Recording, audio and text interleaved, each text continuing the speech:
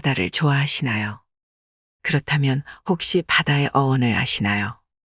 바다의 어원은 바다에서 왔다고 합니다. 모든 물을 받아들인다는 뜻이지요.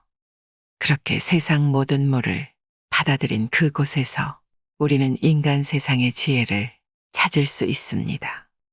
만약에 바다가 육지보다 높았다면 바다는 모든 물을 안을 수 없었을 것입니다. 그것이 기쁨이든 슬픔이든 고통이든 행복이든 모두 다 받아들여야 큰 물을 이룰 수 있는 것입니다.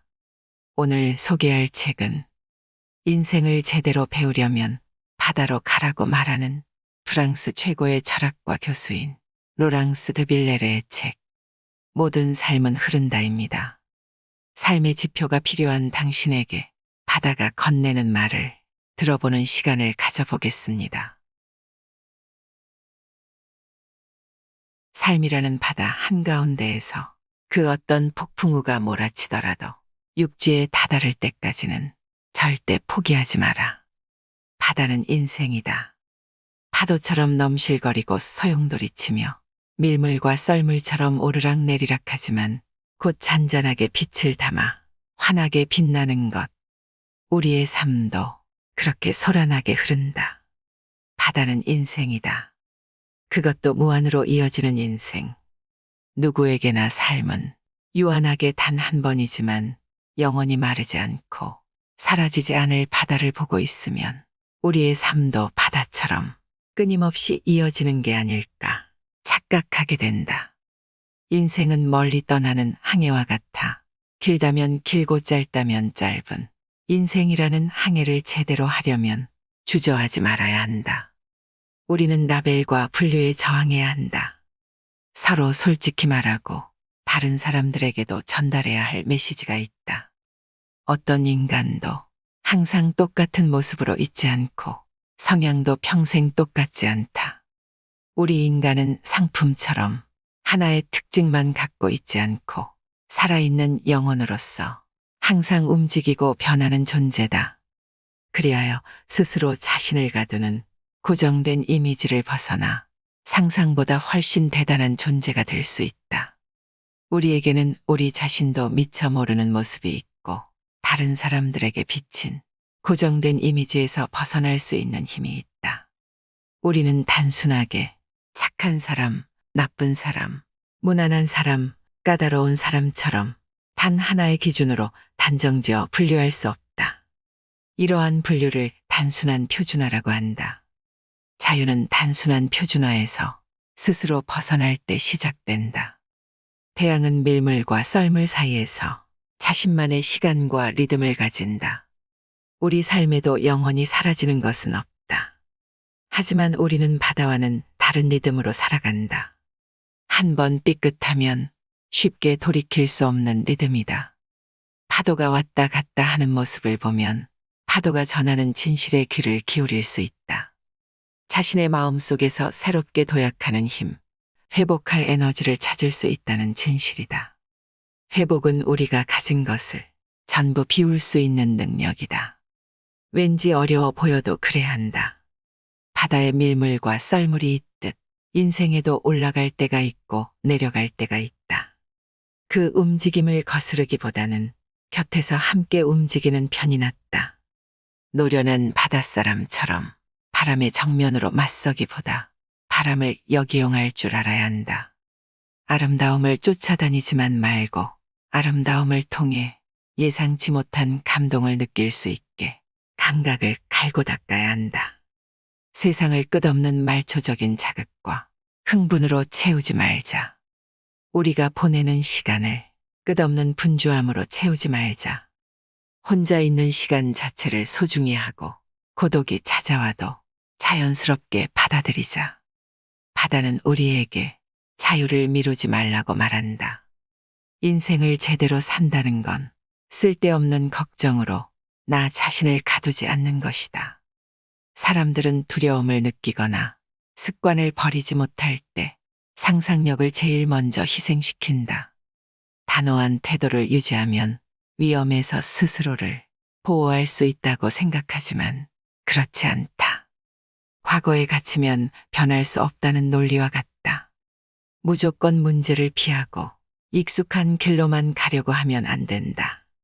더 넓게 바라봐야 하고 확실해 보이는 것도 의심해야 한다. 우리는 남에게 쉽게 조언하면서 정작 자기 자신은 제대로 평가하지 못한다. 왜일까? 우리는 가까운 것을 잘 보지 않기 때문이다. 그림의 얼굴을 가까이 대고 있으면 아무런 감흥이 생기지 않는다. 그러나 몇 발짝 뒤로 물러나서 보면 그림을 전체적으로 볼 수 있다. 단시간 동안 봐서는 안 된다. 상황을 제대로 진단하려면 여러 길을 상상해야 한다. 그래야 상황의 윤곽과 깊이, 숨겨진 의미가 드러난다. 바다와 태양이 우리에게 끝없이 전하는 말이 있다. 우리가 알고 있는 모습을 그대로 믿지 말라는 것이다. 인생의 고난은 언제나 찾아온다. 그때 나의 생을 살리는 건 신중함의 기술이다. 신중함은 두려워하는 마음도 소심한 마음도 아니다. 신중함 자체가 하나의 무기가 된다. 예측 불가능한 것 투성이어도 예측하는 능력, 확신할 수 있는 것은 아무것도 없으나 그 상황에서도 미리 앞을 내다보는 능력이 신중함이다. 삶은 당신에게 이미 주고자 하는 걸 모두 주었다. 마치 바다처럼. 악행은 타협의 여지가 없다. 부당한 일을 당하고도 아무 말도 못하고 있으면 안 된다. 입을 다물 수밖에 없다는 생각을 버려야 한다. 이는 마녀 사냥이 아니라 무법지대를 밝히는 일이다. 바다 위 해적뿐 아니라 일상 속 해적에게도 인간의 시각으로 보면 쉬지 않고 움직이는 상어가 피곤할 것 같지만 상어는 계속 움직여도 피곤해 하지 않는다. 움직이는 것이 오히려 상어에게는 살아가는 방법이기 때문이다. 우리도 상어처럼 살아보자. 상어처럼 살려면 단기적인 시각에서 벗어나 도덕과 양심에 따라 살며 이익의 법칙만을 따르지 않아야 한다. 우리는 생각보다 수동적으로 살아간다. 다시는 안 하겠다고 하면서 어느 순간 똑같은 일을 또 반복한다. 하지만 새롭게 하고자 하는 의지가 있으면 관성에서 벗어나는 삶을 살 수 있다. 바다는 자신을 그대로 내보인다. 우리의 인생도 똑같다. 필요 이상으로 숨길 필요도 꾸밀 필요도 없다. 그저 있는 그대로 나 자신을 보이며 나아가면 된다. 지구상에 똑같이 생긴 섬은 없다. 모두 제각각의 특징을 가지고 있어서 특별하다. 사람도 마찬가지다. 우리는 각자 세상에 하나뿐인 대체될 수 없는 존재다. 누구도 나와 똑같지 않고 나도 누군가를 완벽하게 모방할 수 없다. 나는 나일 뿐이다. 파도처럼 인생에도 게으름과 탄생, 상실과 풍요, 회의와 확신이 나름의 속도로 온다. 실제로 먼 바다에 나가려면 용기가 필요하다. 마찬가지로 구속과 의무, 다른 사람들의 시선과 말에서 자유로워질 때도 용기가 필요하다. 고개를 들어 더 먼 곳을 보면 그동안 우리가 얼마나 많은 것에 갇혀 있었는지 알게 된다. 삶에 전혀 도움이 되지 않는 근심 걱정, 짓누르는 목표, 부담되는 인간관계가 그렇다. 시간은 결코 영원하지 않다. 그러니 낭비해서는 안 된다. 남들에게 끌려다니고 인생에서 그다지 중요하지 않은 것 때문에 시간을 빼앗기지 않아야 한다. 바다는 계속해서 방문자를 기다리는 심연의 박물관이다. 거짓은 대체로 나쁘지만 자기 자신에게 거짓을 말하는 것이 가장 최악이다. 자기 자신을 속이면 결국 다른 사람을 기쁘게 하거나 다른 사람을 이기기 위해서 자신의 모습을 거짓으로 포장하고 그 거짓된 모습을 자신의 진짜 모습이라고 믿고 받아들이게 된다. 진정한 자아를 버리고 만들어진 자아, 남을 유혹하기 위해 가공해 만든 자아를 선택하는 것이다. 앞으로 필요한 것이 무엇인지 계획하는 것도 중요하지만 이미 가진 것을 계속 음미하는 것도 중요하다. 나중에 없어지고 나서 얼마나 중요했는지 깨달아도 소용없다. 우리 모두 마음속에 희망을 품고 있다. 실망하고 싶지 않아서, 물러나고 싶지 않아서 희망을 품는다. 등대가 굴복하는 걸 받는가. 바람이 때리는 뺨을 맞고 바다가 날리는 주먹질에 몸을 떨지라도 등대는 절대 굴복하지 않는다. 바다는 파도가 오지 않도록 막거나 무리하지 않는다. 바꿀 수 없는 건 바꾸려 하지 않고 다가오는 건 그대로 받아들인다. 바다가 주는 기쁨을 완전히 느끼려면 시간을 여유롭게 보내야 한다. 빈 시간을 가질 수 있어야 한다. 보고 느끼고 듣고 만지는 것으로 만족하자. 사진을 찍고 수익을 생각해서는 안 된다. 바다의 운명은 끝없이 돌아가는 운명의 바퀴와 같다. 운명의 바퀴는 우리의 삶에 좋은 일과 나쁜 일, 성공과 실패를 가져다 준다. 인생이란 한순간이고 확실한 것은 아무것도 없다. 편견과 왜곡된 생각에 갇혀버리면 세계관이 좁아지고 단순해진다. 경계를 넘게 해주는 재능이 있다면 그건 바로 호기심이다. 호기심 덕분에 우리는 편견을 극복할 수 있다. 이제 우리는 모험을 떠나 새로운 지식과 만나야 한다. 기존에 알고 있던 것을 다르게 볼 줄 알아야 하고 아직 가보지 않은 곳에 갈 수 있어야 한다. 파도는 예상보다 더 깊게 파고들고 더 멀리 밀려간다. 밀려갈 때는 영영 사라질 것처럼 보이지만 어느새 발밑에 와 있다. 우리 삶에 영원히 사라지는 것은 없다. 내가 이미 해버린 과거의 행동을 자꾸 곱씹고 후회하지 말자. 과거의 일의 미련과 환상이 남아도 이미 걸어온 길이다. 살아오면서 시행착오를 거친 과거의 순간을 앞으로 나아갈 길로 만들자. 그러면 과거의 일은 내 인생의 오점이 아니라 한 페이지가 된다. 바다는 같은 모습을 보이지 않는다.